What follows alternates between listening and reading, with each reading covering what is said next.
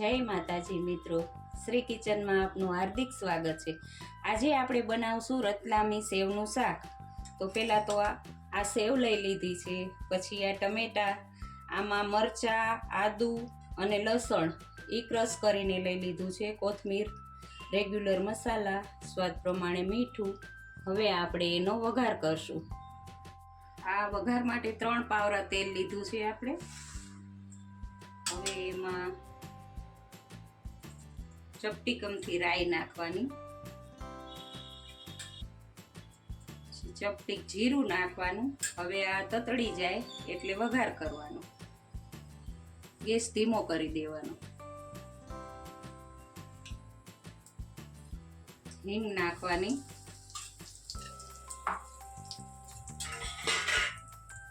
પછી આ ડુંગળી, મરચાં, લસણ બધું ક્રશ કરી લીધું છે, આદુ એ નાખી દેવાનું।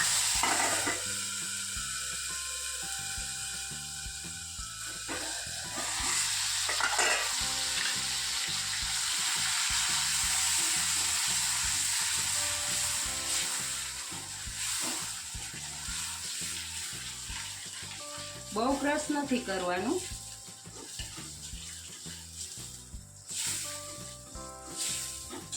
હવે ડુંગળીને થોડીક બ્રાઉન કલરની થાય ત્યાં લગી શેકવાની।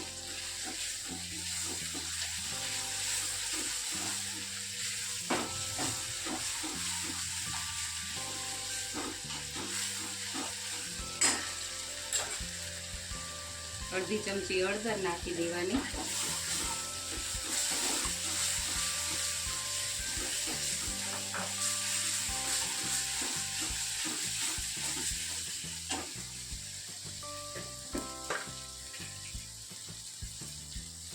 અડધી ચમચી મીઠું નાખવાનું, સ્વાદ પ્રમાણે મીઠું નાખવાનું।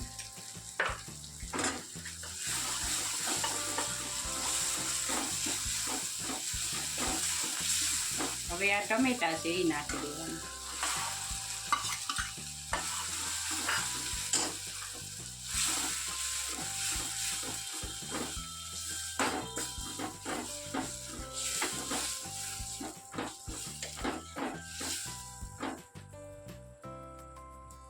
હવે આ ચડી જાય ને તેલ છૂટું પડે પછી મસાલા કરવાના છે, તો થોડીક વાર ઢાંકી દઈશું।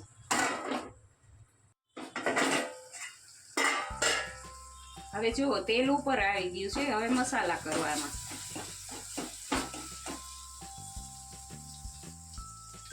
તમે તીખું ખાતા હોય એટલું લેવાનું। 2 ચમચી કોરું મરચું લેવાનું છે, લસણ, આદુ બધું છે, ડુંગળી, એટલે કોરું મરચું નાખવાનું। એનાથી કલર પણ સરસ આવશે, ટેસ્ટ પણ સરસ લાગશે। હવે આને થોડુંક પકવવાનું।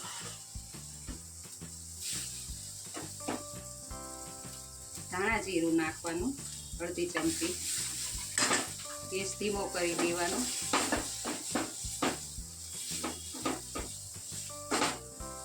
પછી પાણી નાખવાનું થોડું।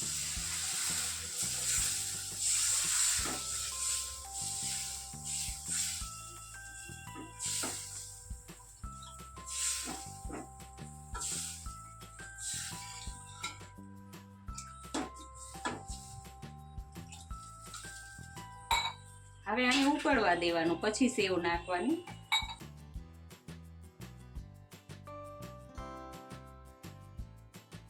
જો હવે શાક ઉકળવા માંડ્યું છે તો ગેસ ધીમો કરીને સેવ નાખવાની છે। આ સેવ નાખવાની, જોતા પ્રમાણમાં નાખવાની, બધી નહીં નાખી દેવાની।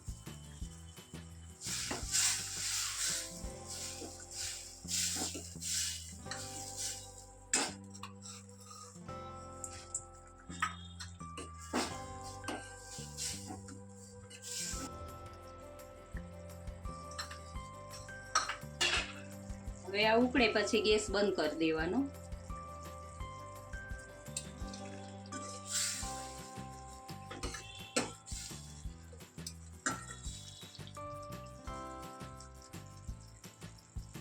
હવે જો સરસ ઉકળી ગઈ છે, હવે ગેસ બંધ કરી દેવાનો। હવે કોથમીર નાખવાની ઉપરથી।